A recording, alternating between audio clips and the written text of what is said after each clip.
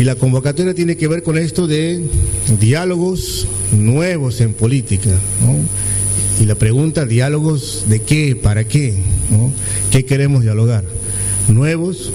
¿Habrá algo nuevo? ¿Podemos generar algo nuevo? Y a eso si le metemos la política me parece que nos va a complicar aún mucho más.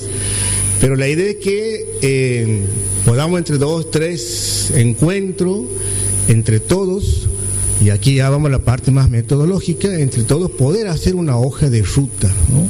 Por lo menos tener un mapa en general, primero para que podamos entre todos ir mirando dónde estamos parados en este momento de la situación histórica mundial.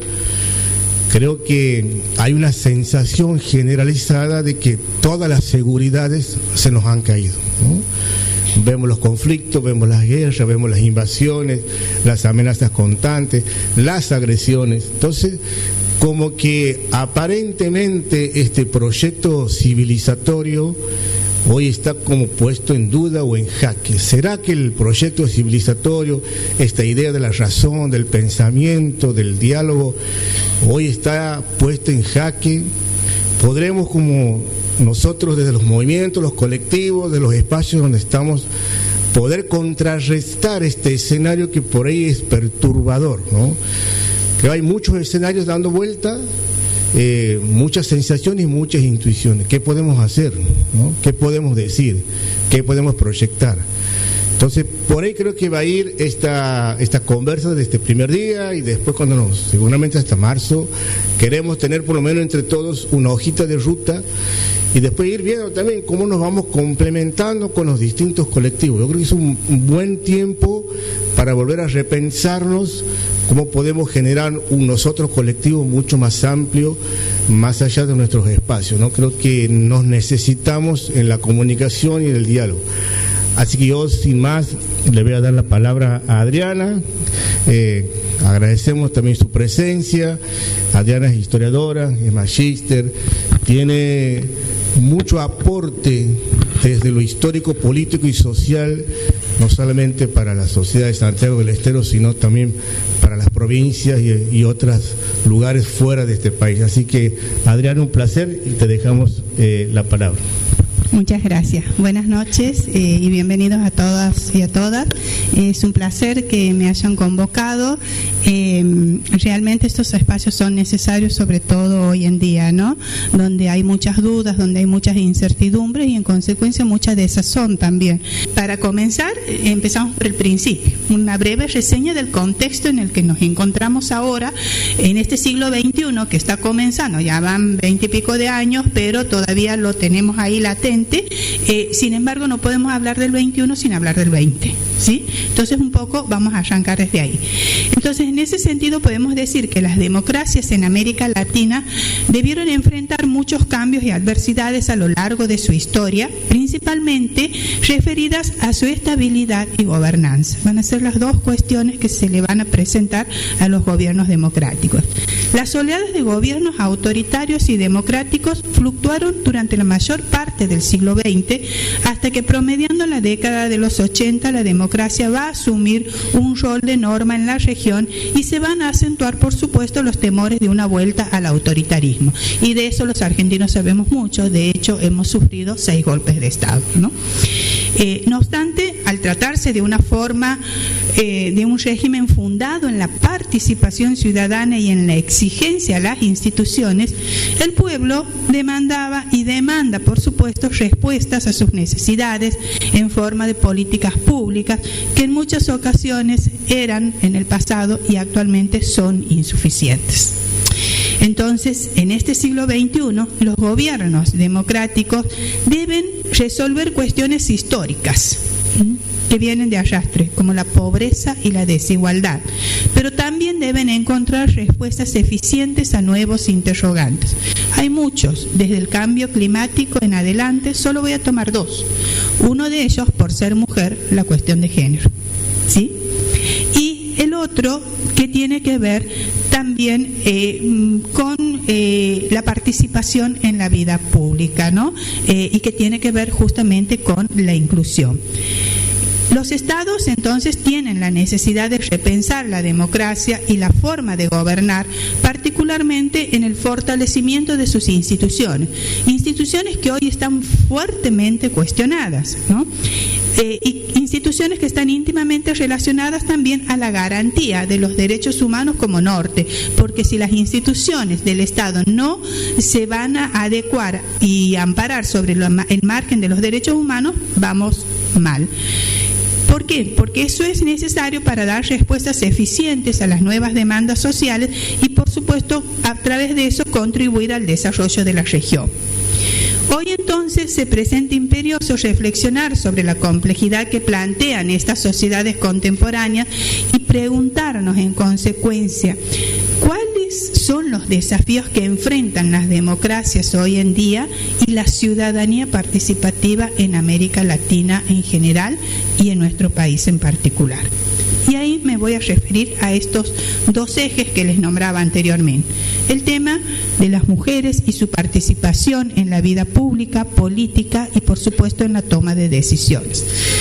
Sabemos que a lo largo de la historia la relación entre las mujeres y la política ha sido y sigue siendo conflictiva y compleja, pues se nos ubicó en una posición de subordinación respecto de los hombres, promoviendo la idea de que somos menos capaces para hacer determinadas cosas, lo que nos ha colocado, por supuesto, en espacios invisibles, expulsándonos prácticamente de la vida pública y política, impidiendo con ello ser parte en la toma de decisiones, provocando también muchas veces marginación y subestimación, no solo por el Estado, sino también por la sociedad en su conjunto, al no gozar de las mismas oportunidades que los hombres por tener un acceso muy limitado a esa participación política y ciudadana. Fue hasta el siglo XX recién en que las mujeres alrededor del mundo logramos aumentar nuestra presencia tanto en la esfera pública como en la privada y logramos, por supuesto, reivindicar la institucionalización de nuestros derechos civiles, políticos y sociales, incluyendo, por supuesto, el derecho al sufragio, esa lucha larga que han tenido esas mujeres a lo largo del siglo XIX y XX para lograr finalmente a mediados del siglo XX los derechos políticos para las mujeres argentinas. Y el otro eje, por supuesto, tiene que ver con el tema de la inclusión. Y si nosotros hablamos de inclusión en democracia, tenemos que hablar de los desafíos de la participación política ciudadana. En las democracias representativas como la nuestra, la inclusión política de los ciudadanos implica el fundamento de un sistema político democrático, ya que sin ciudadanos no hay democracia y sin democracia no hay ciudadanos. No obstante, en los países latinoamericanos en general y en el nuestro en particular, la construcción y el sostenimiento de esta ciudadanía ha implicado un camino bastante tortuoso, que responde, por supuesto, a la tensión generada simultáneamente, y esto lo vivimos hoy a diario, entre este ideal por incluir a todos y los procesos de exclusión social propios del capitalismo y de las políticas neoliberales. En muchos casos se conceden derechos propios de la ciudadanía, pero no se garantiza el pleno ejercicio de ello, relegando entonces su rol al de un ciudadano pasivo antes que uno activo, lo que podríamos llamar, como algunos historiadores lo hacen, una suerte de ficción democrática. Estamos en una democracia ficcionada para el común de la gente, pero en papeles para aquellos que tienen un interés en que así sea, ¿no? Entonces, realizar un análisis de la democracia latinoamericana actual desde estos ejes de trabajo nos permitirá recapacitar sobre el deterioro en la relación de confianza entre la sociedad y las instituciones públicas. Eso es lo que estamos atravesando, una desconfianza que lamentablemente cada vez se va generalizando más y que ha generado una crisis de representatividad, un creciente descontento social y una amenaza para la gobernabilidad democrática. Es necesario entonces atender las demandas sociales, pero con instituciones políticas fuertes, que proporcionen participación e igualdad en la garantía de los derechos políticos y sociales, donde todos los ciudadanos podemos ejercer esos derechos sin restricción alguna. Porque muchas veces decimos la ley es igual para todos, pero en la práctica no es así. Las leyes son más débiles para los más vulnerables, lamentablemente. Para ello, entonces, los aparatos públicos deben reformular sus acciones y ampliar sus capacidades para resolver esas demandas que son históricas, es cierto, pero también son actuales. Entonces, es necesario e imperioso que los estados logren un consenso social fuerte para evitar entonces que la brecha de desigualdad se extienda como producto creciente del individualismo o la supuesta ineficiencia del Estado. Ese discurso que lo escuchamos todos los días. Los cambios en el comportamiento social entonces producidos por estos acontecimientos deben enfrentarse con responsabilidad si queremos asumir el desafío de que nadie quede excluido. Ahí está la cuestión, nadie que debe quedar afuera. Democracia con todos, no con democracia para algunos. Y en este sentido, si se observa las nuevas derechas en Latinoamérica, se caracterizan, fíjense ustedes, y se diferencian de otras experiencias previas en la región, porque ahora acceden al poder por las vías no armadas, como lo hacían antes. Ahora no utilizan las armas para llegar al poder. Generalmente, el ascenso de las derechas en América Latina en general y en la Argentina en particular, sobre todo en el Cono Sur, se han enfocado principalmente en su carácter reaccionario y en sus históricas estrategias antidemocráticas de acceso al poder. Sin embargo, a partir de los años 2000 se va a reconfigurar el mapa geopolítico a partir del ascenso al poder de fuerzas de derecha mediante vías democráticas y, ¿por qué no, mediáticas? Por ejemplo, nuestro actual presidente construyó un adversario específico, la casta o clase política tradicional, a la que acusa de ser corrupta, incompetente e incapaz de resolver los problemas del país. De este modo, entonces, al presentar un enemigo común, logra unir a sus seguidores en torno a una causa colectiva. Además, frente al actual escenario de crisis socioeconómica, representa una demanda social que representa una demanda social para nuestro país. Apela a un discurso de las frustraciones y las esperanzas de los argentinos y ofrece una propuesta de cambio que es percibida por el colectivo como viable. ¿Qué me pasa a mí?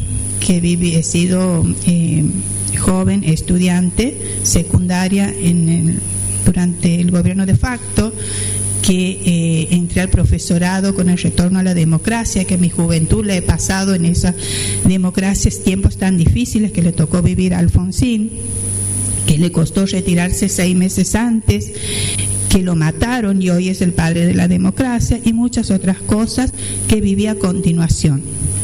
Y me parece una remake del menemismo. Esto, dicen, la historia, como historiadora, no se repite, pero hay hechos que se asemejan mucho. Pero no quiere decir que sean iguales. ¿Sí? Síganme, no los voy a defraudar, estamos mal pero vamos bien.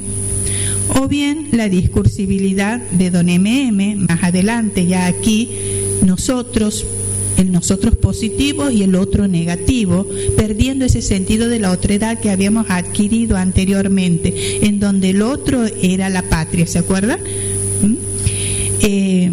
Hablando de la pesada herencia, del estancamiento, del autoritarismo, del miedo y del silencio, de errores y arbitrariedades, de divisiones, la famosa grieta, una economía cerrada, miedo y silencio, errores y arbitrariedades, economía cerrada, populismo económico, Estado aislado versus Estado integrado al mundo, Estado ineficiente versus Estado eficiente, Estado corrupto versus Estado transparente y gobierno abierto, Argentina agotada versus una Argentina dinámica. Bueno, así M.M. construyó a ese otro negativo. Es más, le va a asignar un nombre. kirchnerismo. Para el kirchnerismo no es más que el síntoma de una enfermedad compleja y profunda llamada populismo. Populismo tan denostado en ese siglo XX, donde había llegado a tener los tres máximos representantes para Latinoamérica, como el cardenismo, el varguismo y el peronismo. Cardenismo en México, varguismo en Brasil y el peronismo en Argentina. En este marco, entonces, para ir terminando, el aparato político deberá aceptar la participación activa en la esfera pública de los propios afectados si no quiere generar la aparición de contrapúblicos subalternos dispuestos a lograr su reconocimiento político y social por diversos medios, muchos de los cuales terminan siendo perjudiciales. Y ahí entra toda la cuestión mediatizada a través de las redes sociales, que los conocemos y los vivimos a diario. Por eso, entonces, se debe en primera instancia garantizar el acceso real a la educación de calidad, porque las nuevas generaciones, y aquí estoy hablando como profesora, nacidas en democracia, en su pugna por la igualdad de oportunidades, necesitan ser escuchadas y fundamentalmente necesitan representatividad en las instancias decisorias, porque el protagonismo no solo deberá ser una sensación, sino una acción lógica y visible que genere en nuestros jóvenes el interés por una participación ciudadana comprometida, pero ejercida con responsabilidad y con eficacia. Solo así nuestra sociedad estará en condiciones óptimas para lograr cambios significativos en la productividad y el desarrollo de la región. Y en este punto es importante resaltar que la educación democrática es fundamental para reivindicar los valores de la tolerancia, el pluralismo y la diversidad. Con la reivindicación de estos valores, mediados por supuesto por el diálogo, la empatía y la participación, podremos enfrentar el gran desafío de nuestra sociedad, que a mi humilde entender pasa todo por la desigualdad. Muchas gracias. Simplemente en un minuto, me parece, para que lo podamos ir pensando, después lo vamos conversando, pero el tema de la estabilidad y la gobernabilidad, ¿qué es eso? ¿Qué tiene que ver la estabilidad? ¿Qué es la estabilidad y qué es la gobernabilidad? ¿Hay diferencias? ¿Lo mismo? Las promesas de la modernidad, que decía Adriana, siglo XXI, y todavía todas las promesas de la modernidad, de la igualdad, de la universalidad de los derechos, del progreso, del crecimiento, del desarrollo, promesas que todavía es incumplida. ¿Habrá fracasado la modernidad? ¿Vamos detrás de esta modernidad todavía? ¿Qué pasa con el espacio público, ¿no? Algo que también planteaba aquí Adriana, y cómo nos podemos reinventar en la democracia, ¿no? Una democracia delegativa o participativa. ¿Será que hay un retroceso? Hemos abandonado la participación. Estamos en el riesgo de quedar en los guetos de nuestros propios grupos y quedar en trincheras, atrincherarnos y perder el territorio. Las dos ejes claves fundamentales: la importancia de la participación y el protagonismo de las mujeres, el tema de la inclusión y las ciudadanías en plural, no solamente ciudadanías una o únicas, sino en plural. ¿Qué otras ciudadanías más andan dando vuelta que ni siquiera nosotros por ahí podemos como detectar? Me ha impactado esto de la ficción de la democracia. La ficción de la democracia. ¿Es una ficción la democracia? ¿Es ahora una ficción? ¿Dónde están los actores de esa ficción? Hablaba de los populismos también. ¿Somos populistas? Nos da vergüenza decir que somos progresistas, hasta ya nos da vergüenza decir que somos progresistas, no queremos inventar otro mote por ahí, como que nos queremos disfrazar, ¿no? Estamos tan estigmatizados como salimos del estigma, ¿no? Bueno, Martín Díez Achával, actual diputado hace poquito, ¿no? Presidente del CEDI, también va a tirar algunas líneas, algunos disparadores para que podamos seguir pensando. Sigamos anotando nuestras mentes. Mirá los Roger, qué alumno que es, ahí tiene anotado en su cuadernito. Así que Martín, te damos la palabra. Gracias. Bueno, buenas tardes a todos, a todas, Adriana, Gustavo, Diego. Es un enorme placer estar acá, porque la introducción de Diego y la exposición de Adriana me exime de decir de ciertas cuestiones académicas, por suerte, que no es mi fuerte. Y me permite entrar en la reflexión de lo que es el tema que nos convoca y tratar de reflexionar juntos. Diálogos es lo que nos convoca hoy. Diálogos nuevos, dice la convocatoria. ¿Y qué entendemos por diálogos? ¿Qué es para nosotros dialogar? ¿Qué es para cada uno de nosotros? Porque partimos de un concepto en el cual todos los que estamos acá presentes entendemos lo mismo de diálogo, y no es así. Para cada uno probablemente haya distintas interpretaciones del diálogo.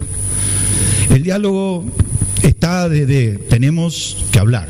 Ese tenemos que hablar, que es la antesala de una discusión, por ejemplo. Tenemos que hablar, y es un espacio de acuerdo. El tenemos que hablar, y es una imposición. Tenemos. Dicho en otras palabras, discutir o conversar sobre qué es el diálogo o dialogar para poder interpretar qué es el diálogo en una sociedad como la que ha descrito recién Adriana y Diego, y como decía Nora también ahí, empezó a decir, seguramente luego se va a extender, pero una sociedad en la que no existe tal cosa como el diálogo. El diálogo requiere, y en esto vamos a coincidir, el respeto de las personas que estamos o que estén conversando. Lo primero que tenemos que aceptar es que hay un otro, que ese otro se merece el respeto, otro u otros, que ese otro u otros que se merecen el respeto merecen no hablar, sino ser escuchados. Porque lo que estamos haciendo es intercambiando conocimientos, pensamientos, ideas. En definitiva, el trabajo de dialogar es un acto de rebeldía en el marco de una sociedad o de un espacio en el que te está imponiendo primero la individualidad. Estás vos solo. El diálogo desde el vamos requiere al otro. Es indispensable que haya otro, si no, no existe.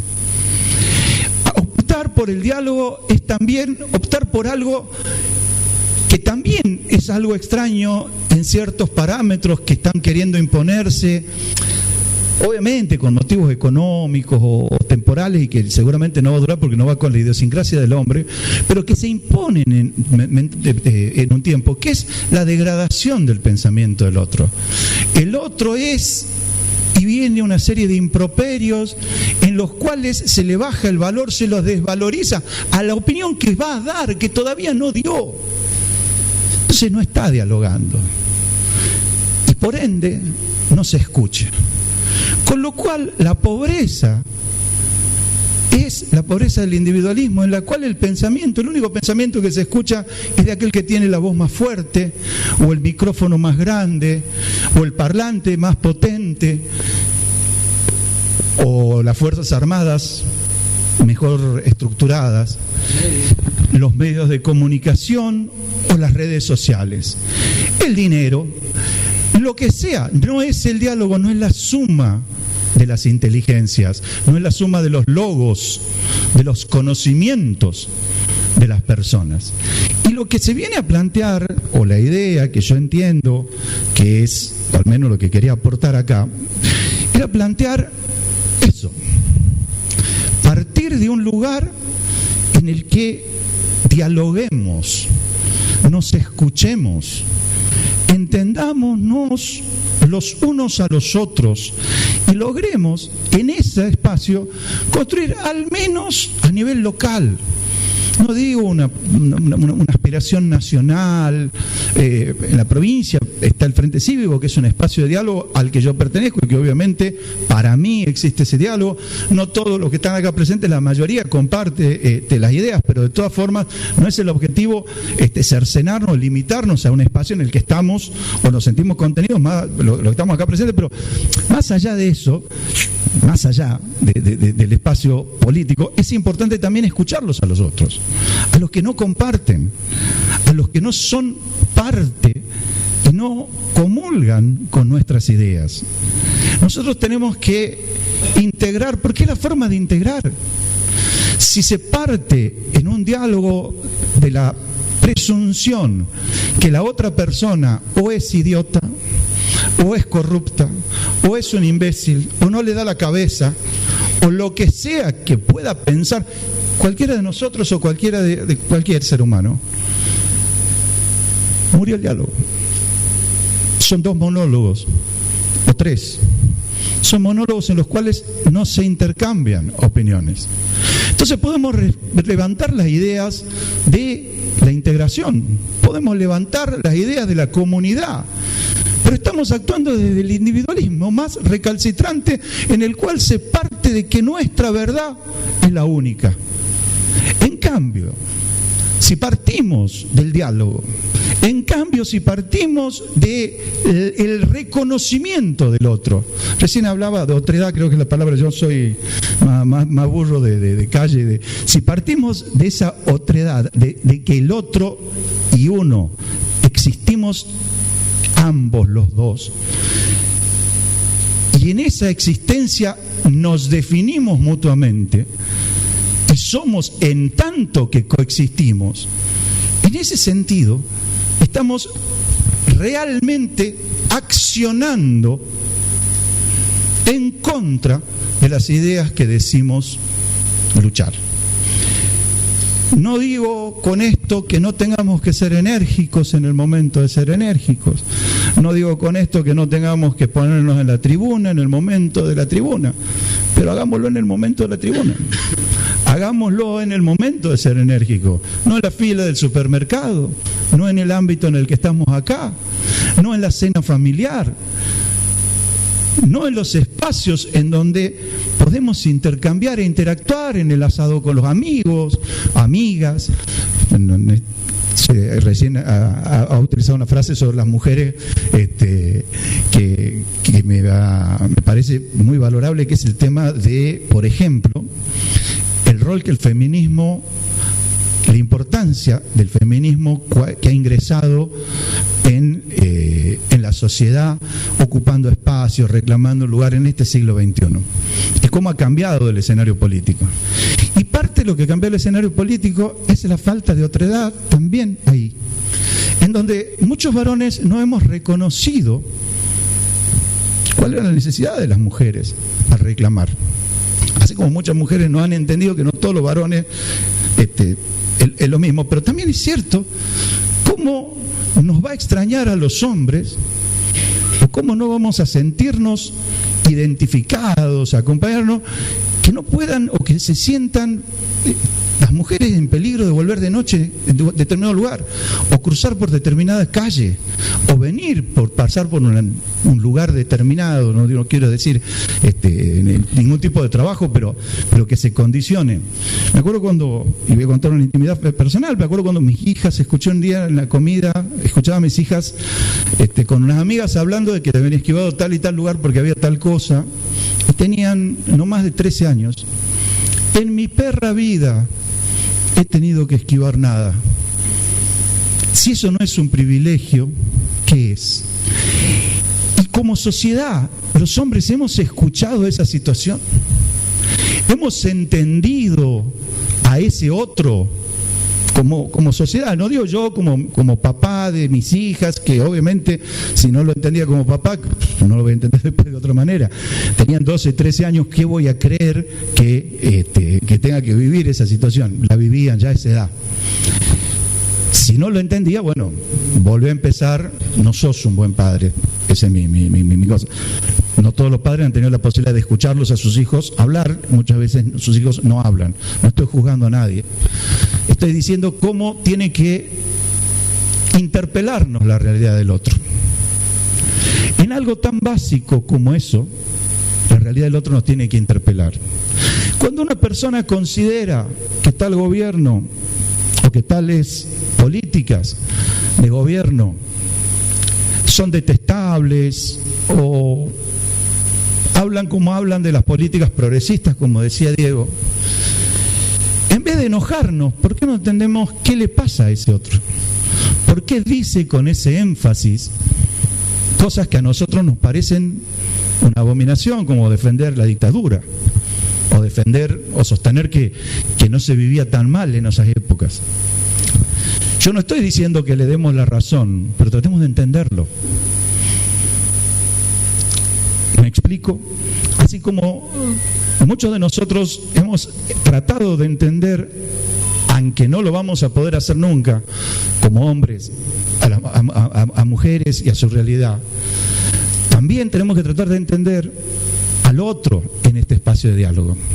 Yo creo que ese desafío es el desafío que se plantea en estas charlas, en estas reuniones.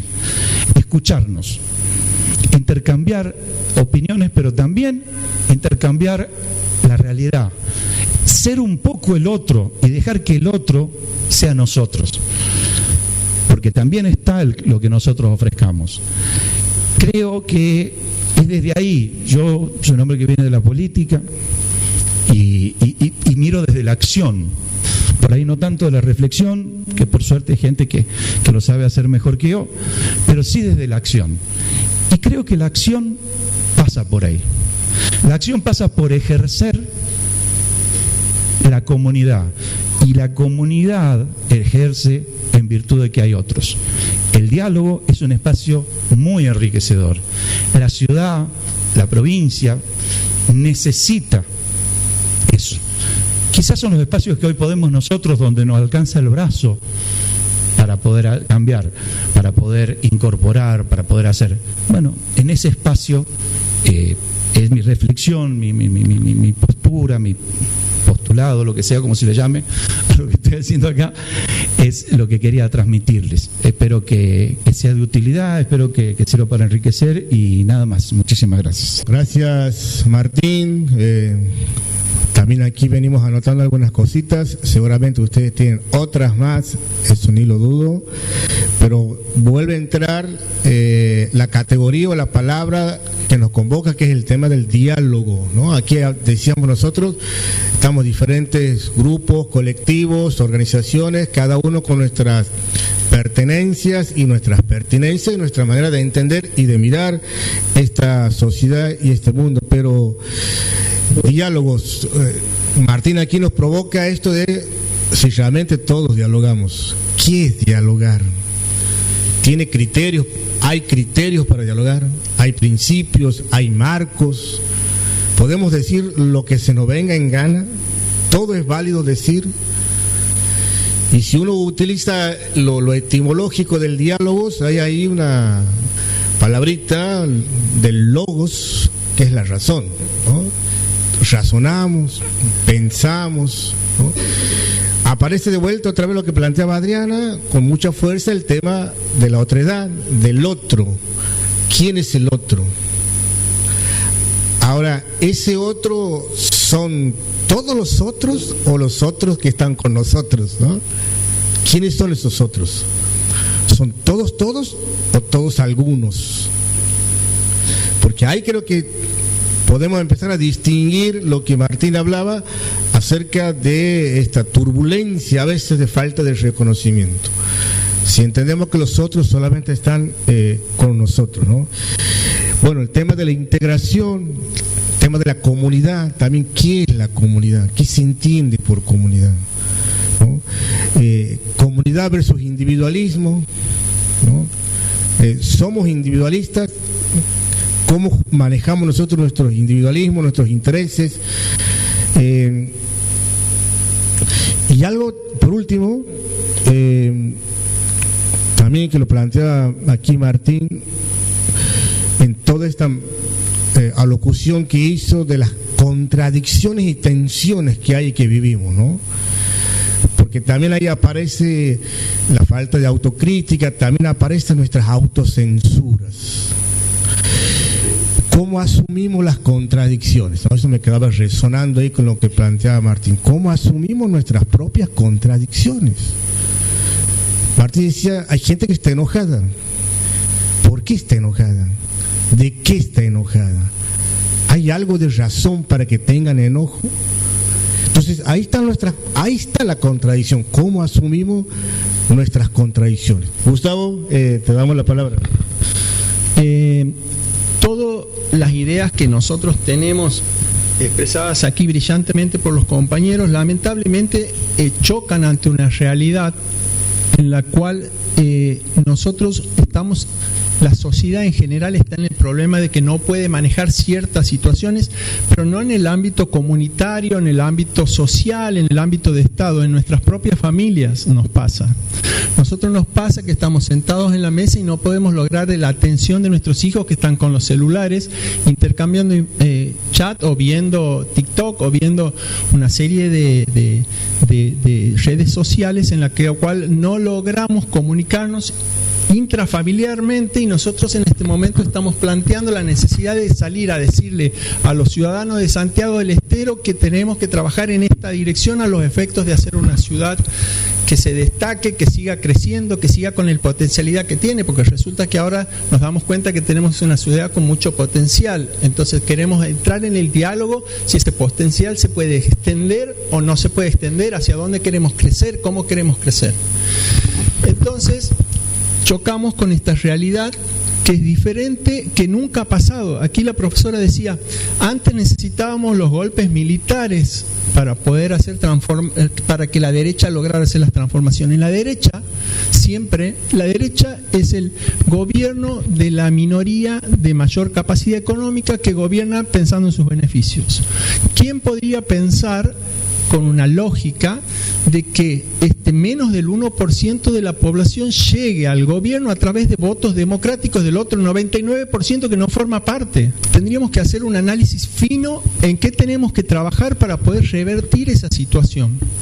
Yo me acuerdo que cuando empieza esto del internet, ¿no? Y podíamos tener todos los diarios en el celular, entonces yo decía, estamos en un proceso de superinformación, cada vez se nos va a estar todos más informados, esto va a ser espectacular, porque en esta escalada de información yo me levanto 7 de la mañana, 7:20, he leído todos los diarios del país, estoy súper informado, nada me va a pasar por encima. Resulta que yo les puedo asegurar que la internet hoy ha traído, lejos de ser una situación de información, una situación de desinformación.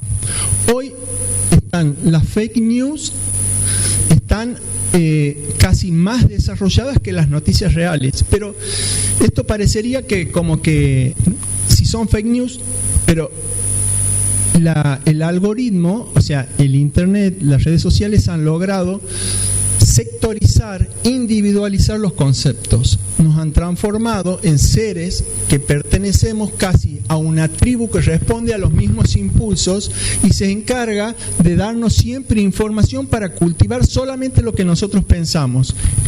Y nunca pone esto que plantean aquí mis compañeros, nunca plantean el tema del diálogo con el que piensa distinto, porque no sirve el diálogo con el que piensa distinto, porque no genera me gusta, no genera retweet, no genera ¿qué es lo que genera ¿qué es lo que genera el retweet? El odio, el enfrentamiento, la intolerancia al otro. ¿Y qué genera eso a las grandes corporaciones? Plata. O sea, nosotros estamos monetizando nuestro momento, nuestros días, nuestros pensamientos. Para las corporaciones somos nada más que plata. Para finalizar, para acotar lo que quería decir, porque tenía tantas cosas para decir, coincido con la profesora que la solución está en la educación, pero en una educación que tiene que ver con la educación popular, en donde se enseñe sobre tecnología, pero no al uso de la tecnología, sino al pensamiento crítico informático. Como les decía yo en un principio, nosotros en el grupo decíamos, qué bueno sería desarrollar 100 personas que tengan pensamiento crítico político, que puedan identificar cuáles son los problemas de nuestro país hoy y salir a divulgar, hacer un ejército de divulgación de pensamiento crítico, que despierte en el vecino, en el amigo, un pensamiento crítico. Pero en la escuela se debe generar un pensamiento crítico informático. ¿Qué significa esto? que los chicos sepan cuál es el poder del algoritmo, qué pretende el algoritmo, qué pretenden las tecnológicas con el algoritmo, y sepan dirigir ese algoritmo con fines comunitarios. Que la construcción sea a favor de lo común y no de las individualidades. Si no empezamos por educar a nuestros hijos, va a ser muy difícil. Les doy el ejemplo de los tierraplanistas. Los tierraplanistas, el algoritmo les manda todos los días elementos para confirmar su postura de que la Tierra es plana. Incluso si le manda una fake news sobre que la Tierra es plana, él la va a valorar lo suficiente para tomarla como un elemento positivo para su pensamiento, aunque sea una fake news y aunque sepa que es una fake news, ¿no? Entonces, si nosotros no empezamos con un cambio educativo desde el jardín de infante que permita tomar el conocimiento informático sabiendo cuál es el objetivo de y poderlo manejar en fin de la comunidad, va a ser imposible. No quiero que nos desalentemos nosotros en buscar el objetivo de trabajar por lograr la comunicación. Lo que nosotros podemos hacer, lo que estoy seguro, es el escuchar en materia política. El escuchar en materia política también se ha perdido, ¿no? En sentarnos en una mesa de compañeros en los barrios, compañero con usted, y decir, bueno, estamos aquí para escucharlos. ¿Qué tienen que decir? ¿Qué le pasa en el barrio? ¿Cuáles son las cosas más importantes que deberías trabajarse desde el Estado para solucionar los problemas más importantes? Por ejemplo, los clubes de barrio. Los clubes de barrio hace 30 años atrás, hace 40 años atrás, representaban el desarrollo social y educativo de los chicos de los barrios, contenían a los barrios. Si nosotros vamos a visitar en los clubes de los barrios, tiene que haber honrosas excepciones a lo que voy a decir, y pido disculpas si ofendo a alguien, pero los clubes de los barrios, las asociaciones civiles que contenían a los clubes de los barrios han quedado acéfalas, y ha quedado un presidente en el cual lo tiene cooptado al club de barrio y en funciones de sus necesidades, ¿no? Posiblemente hay danza, pero siempre tiene como pensamiento primero la construcción económica de ese presidente, que en un momento era el presidente de la asociación civil. Creo que hay que repensar todo eso de nuevo. Los clubes de barrio tienen que volverse a llenar de chicos de los barrios. ¿Cómo lo vamos a hacer? Hay que pensarlo. Para eso tenemos gente que va a poder pensarlo. Hay que pensar, por eso, lo ideal es escuchar a la gente de los barrios para generar el diálogo a partir del escuchar. Bueno, muchas gracias, disculpen la extensión. Gustavo, tema de la tecnología, que también es algo que nos vuelve a desafiar y nos vuelve a interrogar, ¿no? Cuando coincidíamos por ahí que el espacio público era el espacio natural de la política, de repente parece que el espacio privado también es parte de la construcción política, ¿no? No es una afirmación, queda como pregunta también, pero así ganaron una elección desde el mundo privado, de la desnaturalización de la política. Negamos eso, nos metemos ahí, ¿cómo lo podemos trabajar? ¿Cómo compatibilizamos la territorialidad, la empatía, la otredad? Gustavo pone una palabra interesante que es el tema de escuchar, ¿no? Esto de los algoritmos, yo ya sé qué me van a decir en el barrio, yo los conozco, ya sé qué van a decir, qué me van a pedir, de qué se van a quejar, pero está puesta la escucha con toda nuestra dimensión ontológica ahí, está todo nuestro ser ahí, o es una computadora que va de vuelta a hacer la misma acción y la misma repetición del cual por ahí nos quejamos, ¿no? Porque esto de la otredad, ¿qué es? ¿Cómo me paro frente al otro? Lo otro de Gustavo, el tema de la fake news, ¿no? Bueno, la falsedad es parte de la propaganda política también, la falsedad, ¿no? La falsedad, la mentira, el engaño, jugar con los deseos de la gente. Yo puedo imaginar lo que estamos aquí podemos desear y puedo jugar con sus deseos, ¿no? De vuelta ahí, la educación, cómo juega la educación ahí, en esto de la falsedad, de los deseos. Gustavo dice educación popular, está Rubén Valdés de la Universidad Popular. Educación popular, dice, ¿qué es la educación popular? ¿Ah? Para todos, pero ¿qué contenido tiene? Hay una palabra que por ahí a lo mejor también tenemos que ponerla aquí, que es la descolonización, ¿no? Descolonizar algunas cosas, porque así como Martín hablaba acerca de, hemos descubierto el rol fundamental, la importancia de las mujeres en esto, porque antes no escuchábamos, o no se veía, no se incorporaba. Hay una colonización también ahí, ¿no? ¿Qué más hay que descolonizar? La tecnología en este juego de lo cuantitativo y lo cualitativo, ¿no? Somos mercancía, dice, más o menos decía Gustavo ahí, somos lo que valemos en cuanto le servimos para el mercado, lo cuantitativo. Y a veces nosotros también entramos en ese ritmo de cuánto somos, cuánto iremos, cuánto tendremos, ¿no? Cuántos circuitos, cuánto es, lo cuantitativo, pero ¿y lo cualitativo? La globalización, ¿no? Ahí también interesante, Gustavo también hablaba igual que Adrián y Martín, el tema de la comunidad y la otra edad, ¿no? Pero la globalización, ¿no será un mito la globalización? Según lo que dice Gustavo, me hace pensar que la globalización es un mito, porque en el mundo, en el momento más exponencial de la tecnología, aparentemente parece que la cuestión de la humanidad no está presente. Entonces ahí el tema de cómo nos podemos o cómo humanizamos.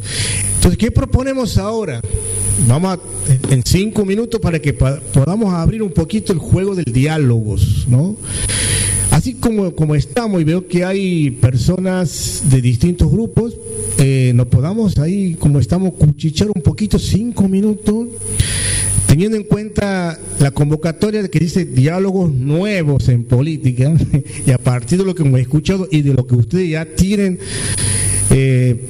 rumiando en sus cabezas, que podamos pensar, o conversamos 5 minutos, después los ponemos a discutir y a rodar, ¿no? Los límites y los desafíos que tenemos en este tiempo.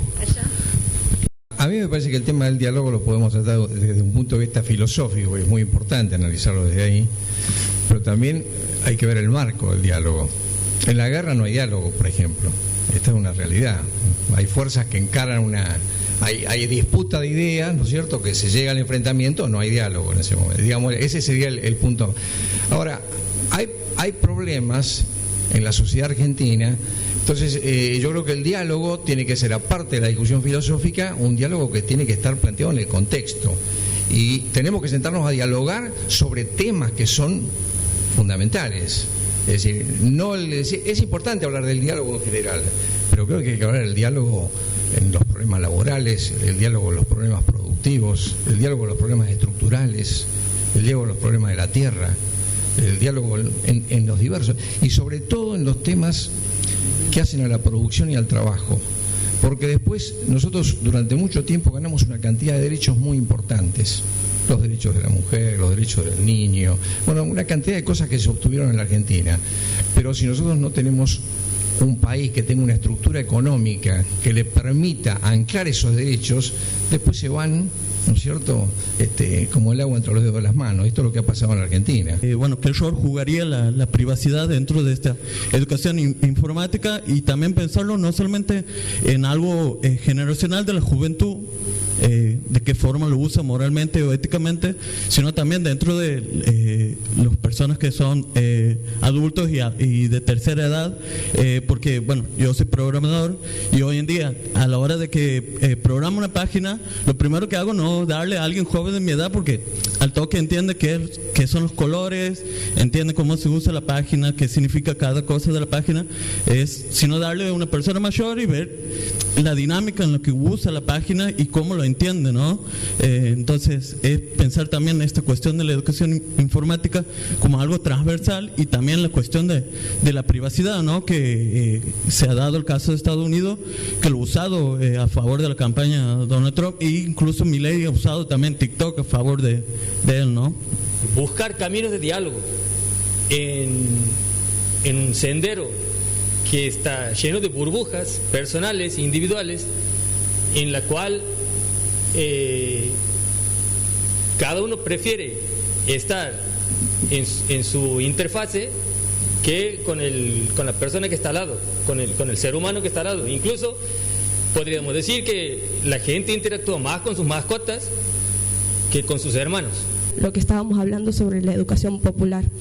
Y lo que yo siento es que desde que han comenzado, incluso mucho antes de haber sido elegido presidente, han dicho que la cultura ha sido fuera. Lo ha demostrado, no le interesa, y me ha sido para mí una falta de respeto que tanto Victoria Villarroel y como el presidente Javier Milei, no importa que sea presidente, él mismo ha hablado sobre lo poco que le interesa la cultura. Como militantes, los desafíos para el diálogo es encontrar el punto en común y el modelo de trabajo y producción sustentable que va a gobernar o que vamos a tener en la Argentina, es decir, qué modelo de país queremos. También cómo ese modelo de país que queremos va a estar representado, o quién lo va a representar y cómo lo va a hacer. Pero también tenemos una tercera tarea que nos tiene que encontrar no preocupados, sino muy ocupados, y aquí sí en el diálogo con el otro es muy importante, que es liberar a la candidata o a la persona que ha representado nuestro proyecto político, y hablo porque me siento parte de un proyecto político que ha gobernado la Argentina en este último tiempo, que ha recibido becas. La primera beca universitaria que he recibido ha sido la beca Néstor Kirchner, que después se ha convertido en la beca Bicentenario para carreras científicas y técnicas, después muchas otras becas de grado también merituadas, porque había un Estado presente. Hoy esas becas no existen. Entonces, en el proceso de discutir esto, tenemos al peronismo y a Cristina Kirchner presa. Nuestra tarea como jóvenes políticos, y que vemos la Matrix o vemos las redes sociales, es, en primer lugar, hablar de que por qué y por quién y por qué está presa Cristina. Se ha dejado de lado, detrás de esta virtualidad, detrás de esta del celular y de los TikTok, de todas esas cosas que a mi manera de ver son unas herramientas fundamentales y medios de comunicación que a la vez nos ha jugado en contra a todos. Miramos y decimos qué podemos hacer por los demás, pero estamos cometiendo un grave error. Olvidamos que adentro de nuestra casa también tenemos un eje importante, que es nuestro hijo, nuestro hermano, nuestro sobrino, y él hizo eco de eso, adoctrinándolos virtualmente a todos los niños, de los cuales nosotros en aquella época, cuando vivían mis abuelos, decían: disculpen, los niños vayan al patio, no podemos entablar una conversación, no era una falta de respeto. Era así. Y algo tiene que cambiar, algo tiene que suceder para que otra vez miremos hacia adentro.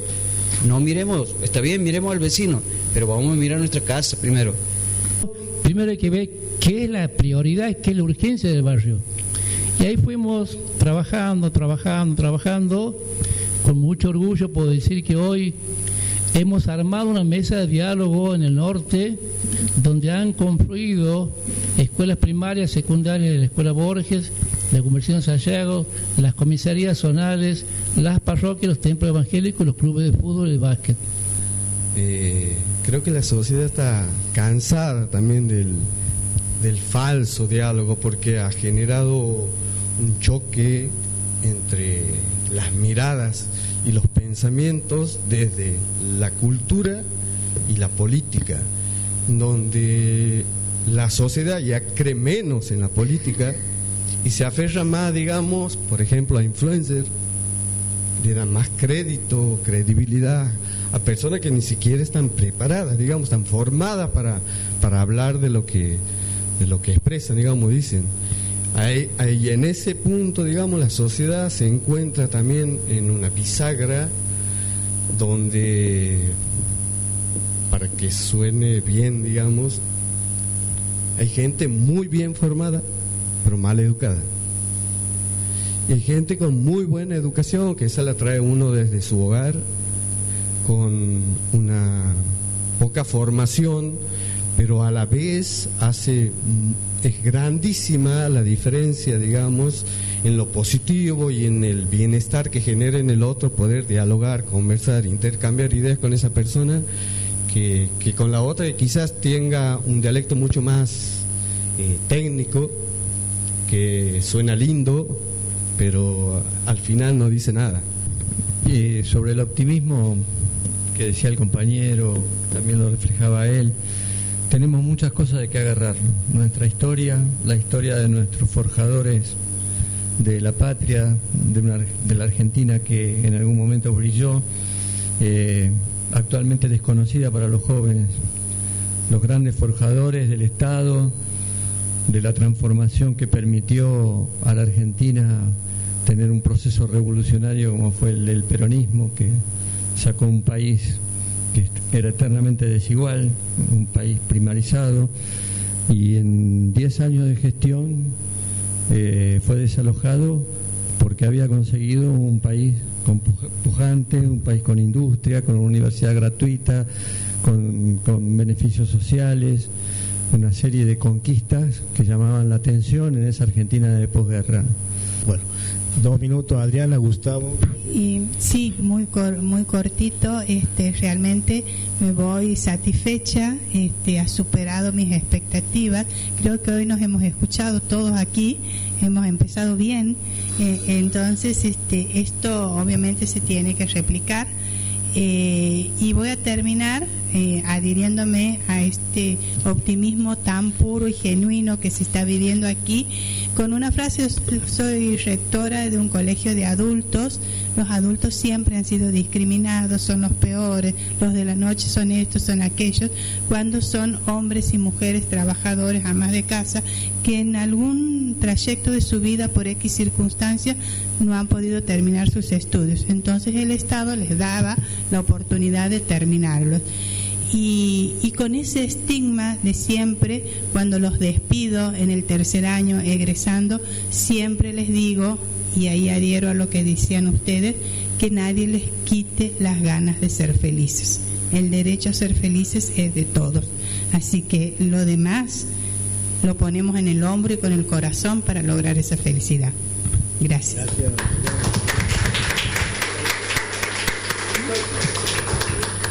Bueno, muchísimas gracias por la participación de ustedes. La verdad que es más entretenido y más tranquilo para mí escucharlos que cuando me toca hablar a mí, y aprendo un montón de todo lo que plantean. Sin duda la salida es colectiva, no es individual. Los ejes que han trazado nos van a ayudar a nosotros para seguir planificando estos encuentros, que seguramente en los próximos, no sé cuándo, creo que era para el 12 de febrero. Sí. El 12 de febrero habría que tomar muchas de las, porque teníamos planificado ya algo, pero sería bueno a partir de la escucha rediseñar el ámbito sobre el cual vamos a comunicarnos, invitarlos a participar, invitarlos a mantener lo que decía el compañero, la mirada en el vecino, en la familia, en el otro, no en la mirada en la construcción individual. Eso nos va a permitir como experiencia desde mañana mismo empezar a poner en práctica lo aquí escuchado, lo aquí aprendido, así que espero ansioso la próxima reunión.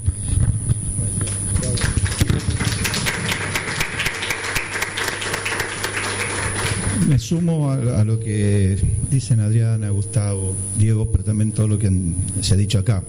Se habló claramente de la participación, se habló claramente de la no renuncia, del otro, del diálogo. Se planteó problemas, contradicciones, como decía Diego, pero también se plantearon soluciones.